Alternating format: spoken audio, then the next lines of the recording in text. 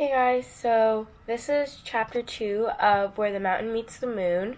If you haven't seen chapter 1 yet, then go check that out. Link in the bio. Link in the description, I'm sorry. This is the cover. Now let's read. Chapter 2. Every morning before the sun rose, Minli, her mother, and her father began working in the field. It was planting season, which was especially grueling. The mud stuck to their feet like glue, and each seedling had a painstakingly planted by hand. When the hot sun burned overhead, Minli's knees shook from weariness. She hated the feeling of thick, soggy mud on her hands and face, and so many times she wanted to stop in irritation and exhaustion. But seeing her parents patiently working, backs bent, made her swallow her complaints and continue. As soon as the sun began to set, Minli's parents sent her home to make dinner and to rest while they continued to work in the thick mud. They would not come home until the sun had completely disappeared from the sky. At home, Minli washed her face and hands and feet, and even though all the water in the basin turned brown, she still felt like she was covered in mud. Her arms and legs were so tired that she felt like an old crab crawling on rocks. As she looked at herself reflected in the dark water, she saw Ma's frown on her face. Ma is right, Minli thought. What a poor fortune we have. Every day, Ba and Ma work, and we still have nothing. I wish I could change our fortune. At that very moment, Minli heard a faint murmuring sound that she had never heard before, like a song chanted from the clouds.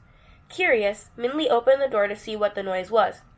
And there, on the road in front of her house, she saw a small stranger calling out quietly, "Goldfish."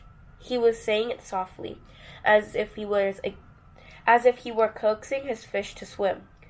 Bring fortune into your home."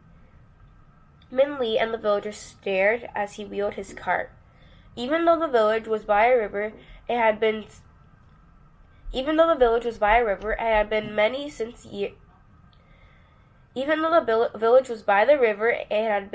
years since anyone had seen a glimpse of a goldfish. The fish in the Jade River were brown and gray, like the village. The goldfish man's cart was full of bowls of flashing and fish that glittered like jewels. His gentle calling drew Minli to him like a moth to a lit lantern. "How does a goldfish bring fortune into your home?" Minli asked. The goldfish man looked at her. The sun setting behind him made him glow bright red and yellow. Don't you know?" he asked her.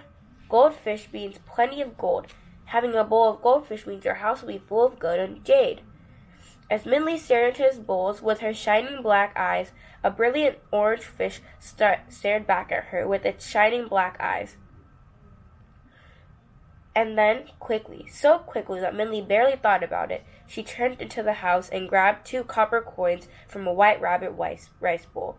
"I'll buy that one," Minli said, and she pointed at the fairy orange fish with the black eyes and fin that had caught her eye. This is the photo of the man selling goldfish.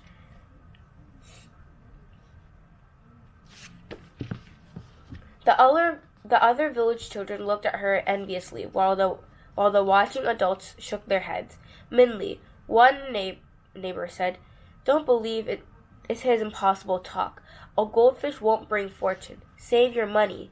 But Minli was not discouraged, and she held out her copper coins to the goldfish man. He looked at her and smiled. Then he took 1 coin, picked up the goldfish bowl, and gave it to her. "May it bring you great fortune," he said. And with a small bowl to the villagers, he wheeled out of the village. In moments he disappeared from view into the shadow of the fruitless mountain. And if it wasn't for the goldfish Minli had in her hands, all would have thought he was a dream.